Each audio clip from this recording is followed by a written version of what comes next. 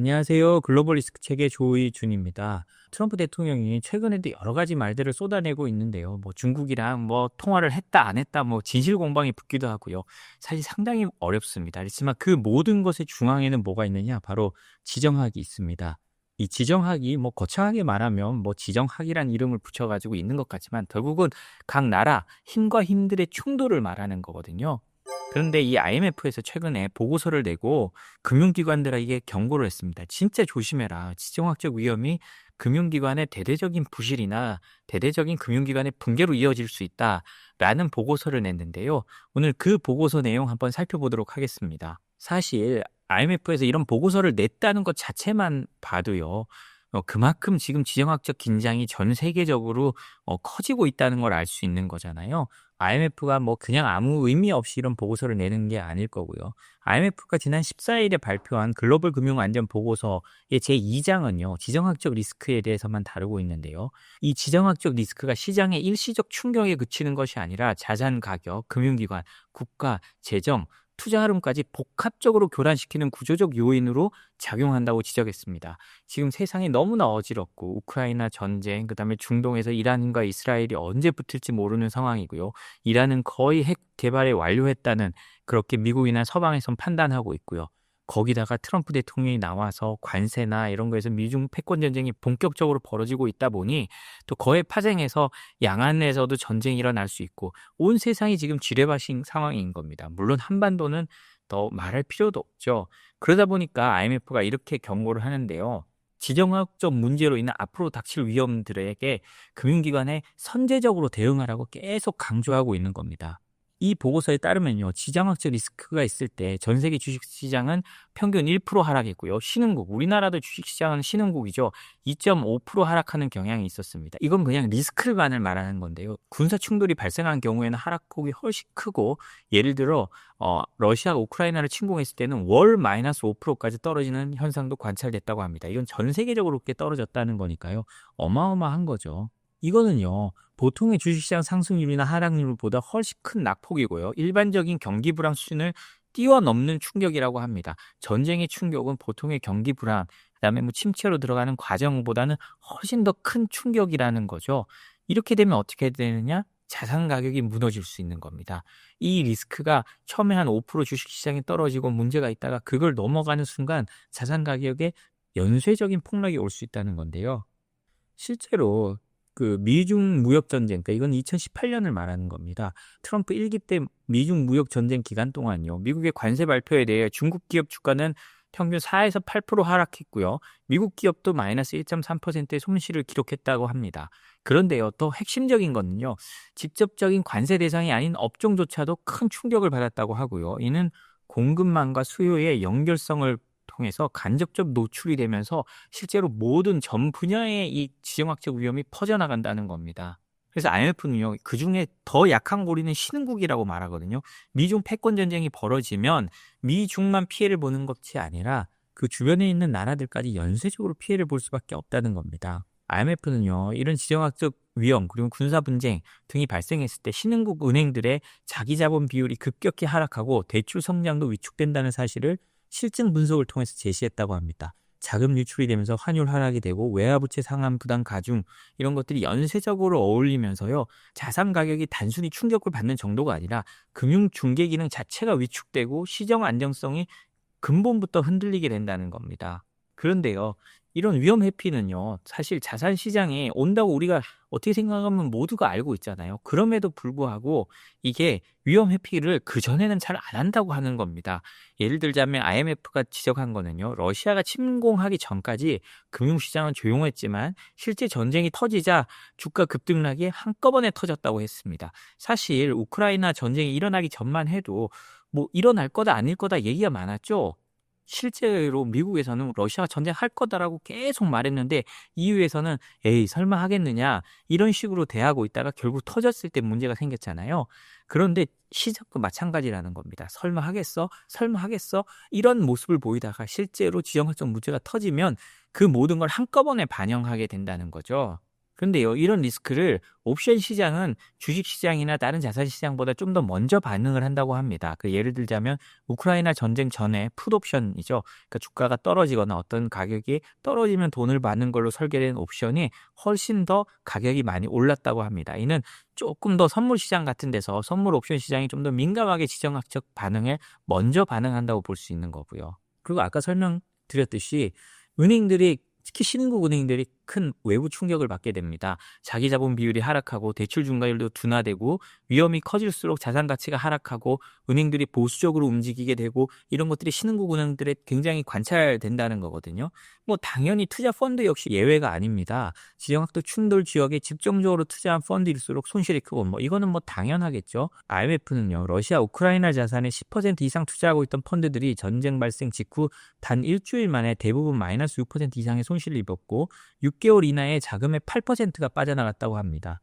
이는 어떤 지정학적 충격이 단순히 가격 손실뿐만이 아니라 심리 위축으로 인한 구조적 자금 이탈을 부른다는 거거든요. 당연하겠죠. 전쟁이 났는데 거기 넣어둘 이유는 없을 겁니다. 그리고 언제까지 떨어지나 사람들이 불안하기 때문에 찾을 수 있으면 돈을 먼저 찾으려고 할 겁니다. 그래서 IMF는 각국 금융당국과 금융기관들에요, 이런 게 일어나기 전에 사전 대비를 해라. 지정학적 시나리오를 가상해서 스트레스 테스트를 주기적으로 시행해야 된다. 이렇게 말하고 있는 겁니다. 그래서 IMF는 신흥국들에 이렇게 권합니다. 외환 보유고를 확충하고 자국의 자본시장을 빨리 키워야 외부 충격의 복원력을 높일 수 있다고 합니다. 그러니까 이건 우리나라에도 하는 말인데요. 어떤 식으로 지금 외부 충격이 올지 모르는 상황이잖아요. 아까 말씀드렸지, 세계 곳곳이 지뢰밭이고 어떤 작은 불꽃에도 세계 물가가 확 타오를 수 있는 구조가 만들어졌기 때문에 우리는 여기서 금융에 대한 충격을 최소화하기 위해서는 외환 보유고나 우리가 했던 금융 시스템적으로 이런 걸 막을 수 있는 거를 제도적으로나 아니면 각 금융사마다 다 구축해놔야 된다는 그런 뜻입니다. 이런 가운데요, 트럼프 대통령이 전 세계와 이제 관세를 부과하고 이렇게 미국이 어떤 독불장군식으로 나가고 있다 보니까 중국이 그 사이를 파고들려고 굉장히 노력하고 있습니다. 중국이요, EU 의원에 대한 제재 해제를 시사했다고 하는데요, 이건 상당히 의미가 있습니다. 왜냐, 이 의원들은 신장 위구르 지역, 중국이 가장 인권 문제에 대해서 아픈 곳이죠. 이 신장 위구르 지역에 대해서 인권 문제를 제기했던 의원들이나 고위 공무원들이라는 겁니다. 근데 그거를 풀어준다? 중국 입장에서는 상당히 큰 결심을 한 겁니다. 미국이 이제 견제하는 속에 미국의 이제 독불장군식으로 나가는 트럼프 행정부에 맞서서 중국이 유럽과 어떻게든 해빙 무드를 만들어 가려는 것이 보이거든요. 유럽은 이렇게 해제해 준다고 해서 신장 위구르 지역의 제재를 해제해 줄 생각이 없습니다. 이미 또 그렇게 말하기도 했고요. 그럼에도 불구하고 중국이 이걸 검토한다는 건 그만큼 유럽과 어떤 동맹은 아니지만 반 트럼프 전선을 구축하고 싶다는 거겠죠. 유럽의회가요, 중국과의 외교관계 회복을 위한 제재 해제 협상에서 사실상 마지막 단계에 접어든 것으로 확인됐습니다. 로베르타 메촐라 유럽의회 의장 대변인은요, 중국 당국과의 논의는 계속되고 있으며 마지막 단계에 있다고 했습니다. 제재 해제를 포함한 관계 정상화 논의가 진전을 이루고 있다는 것을 공식화한 건데요. 그러면서 중국 당국으로부터 제재 해제에 대한 공식 확인이 오면 그룹 지도자들에게 가장 먼저 알릴 것이라고 했습니다. 이거는요, 유럽의회가 지난 2021년 신장 지역의 인권 문제를 비판하니까 중국이 의원 및 단체 10여 곳에 대한 제재를 했는데요. 이거를 풀겠다는 겁니다. 당시 제재 대상에는요, 독일의 미하일 게일러 의원, 그다음에 슬로바키아, 그다음에 프랑스, 그다음에 불가리아 등등의 유럽의회 현직 의원들이 대거 들어갔고요. EU 인권 소위원회나 싱크탱크 및 연구자들도 포함되어 있었습니다. 이로 인해서요, 그때 이후에 유럽의회와 중국과의 외교적 접촉은 사실상 끝이 났다고 합니다. 거의 그 이후로 중국과 유럽의회는 교류를 안 했다는 건데요. 그런데 지금 중국이 그러면 우리가 제재해 줄 테니까 우리 다시 만나볼래? 라고 하면서 서로 얘기가 통하기 시작했다는 거거든요. 그리고 유럽의회도요, 이제 거기에 대한 빌드업을 이미 몇 달 전부터 해오고 있었습니다. 유럽의회는 2023년 4월에 중국하고 이란 당국자들과의 공식 접촉을 제한하는 내부 지침을 만들었습니다. 그러니까 중국이나 이란은 만나지 말자, 우리 유럽의회 의원들이나 유럽의회 관계자들은 안 만나 라고 했다가 올 3월에요, 이 내부 지침을 철회하면서 관계 회복을 할 수 있다라는 의지를 보여줬다고 하거든요. 그리고 최근에 보면 EU와 중국이 전기차 관세에 대한 협상에 다시 들어가고 이런 거 보면 트럼프 대통령이 동맹과 중국을 몰아붙이니까 EU가 어떻게 중국이랑 파이프라인을 연결하려는 모습이 보입니다. 이 두 세력이 어느 정도까지 근처로 갈 수 있을지, 어느 정도까지 서로를 바라볼 수 있을지가 앞으로 관건이 될 텐데요. 물론 동맹이는 밀접하게 붙을 수는 없을 겁니다. 왜냐? 이번 우크라이나 전쟁에서 봤듯이 러시아에 대한 대규모 물자는 중국이 없으면 러시아는 전쟁 수행을 못 하거든요. 그런데 중국이 뭐 공짜는 아닙니다만 거의 모든 물자를 러시아에 대주고 있기 때문에 지금 러시아가 저럴 수 있는 거거든요. 그렇기 때문에 유럽 입장에서도 껄끄러울 수밖에 없습니다. 그럼에도 불구하고 반 트럼프 전선 입장에서는 서로 또 힘을 모을 수 있는 거거든요. 그러니까 너무나 뭐 뻔한 말입니다만 외교에서는 영원한 적도 동지도 없다는 걸 또 이런 걸 보면 알 수 있습니다. 마지막 소식인데요. 중국 창신 메모리라고 메모리 산업에 지금 삼성, 하이닉스, 마이크론이 3분하고 있는 뭐 메모리 시장을 창신 메모리가 지금 급격하게 잠식해가고 있잖아요. 그런데 이 중국의 창신 메모리가요, 새로운 도전을 시작하는 겁니다. 일본에서 채용을 시작했다고 하거든요. 그래서 글로벌 반도체 패권 도전을 본격화한다라는 평가가 나오고 있는데요. 중국의 대표적인 메모리 반도체 제조업체인 창신 메모리가요, 2020년 일본에 설립한 자회사의 존재를 처음으로 외부에 공개하고 이 자회사를 통해서 중국 외 대학 졸업 예정자를 대상으로 설계 전공자 채용 공고를 다국어로 했다고 합니다. 중국어, 영어, 일본어로 했다고 하는데요. 이는 단순한 채용 공지가 아니라 회사 차원에서 해외 R&D 인프라와 인재풀을 본격적으로 확보하겠다는 걸로 보이거든요. 지금까지는 중국의 지금 뛰어난 인재들을 가지고 따라잡아 왔는데 그게 아니라 해외에서도 연구 거점을 만들어서 우리가 본격적으로 글로벌 기업으로 삼성, 하이닉스, 그리고 마이크론은 이미 뭐 자기들이 따라잡을 수 있다고 보는 것 같고요. 이렇게 따라가겠다라고 하는 것 같습니다. 실제로 이런 모습이 거의 보이거든요. 시장조사기관 인덱스박스라는 곳에 따르면요, 창신 메모리는 2025년까지 디램 생산 능력을 미국 마이크론과 유사한 수준으로 끌어올리고요.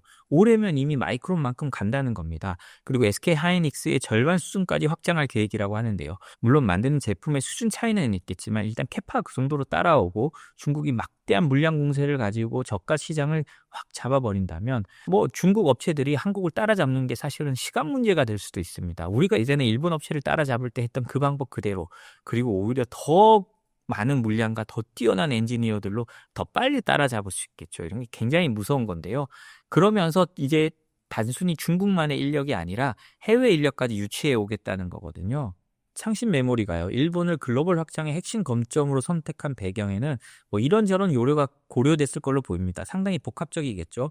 먼저 일본은요, 당연히 원래 디램 시장의 80%를 차지하고 있던 반도체의 사실상 종주국과 같은 곳이죠.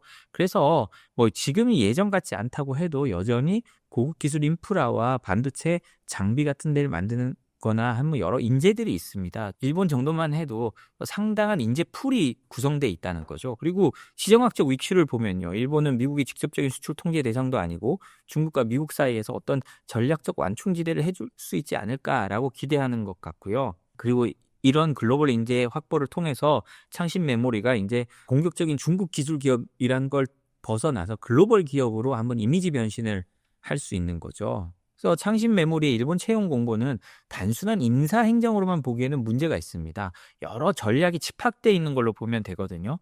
먼저 핵심 기술을 내재하겠다는 의지를 보여준 거고요. 그리고 기존 3강 구도인 메모리 산업을 흔들기 위한 직접적인 도전에 나섰다. 뭐 사실상 신호탄 예전에 쐈겠지만 사실상 진격 앞으로를 보여주는 가장 극명한 사례가 될 수 있고요. 해외 기반에서 확장을 하는데 R&D를 먼저 강조함으로써 이제 이때 설계 인력을 해외에서부터 데려오고, 이를 통해서 뭐 일본에 만든다면 좀 정치 리스크를 조금이라도 줄일 수 있는 그런 방안이 되겠죠. 그래서 앞으로 이런 창신 메모리가 일본에서 어떻게 사업을 확장해 나가는지가 중국 반도체 업체들이 어떻게 이 미국이나 글로벌 압박을 벗어나는지를 보여주는 아주 대표적인 사례가 될 것 같습니다. 오늘 저희가 준비한 소식은 여기까지입니다. 저희 소식이 도움이 되셨다면 구독과 좋아요, 알림 설정 부탁드립니다. 감사합니다.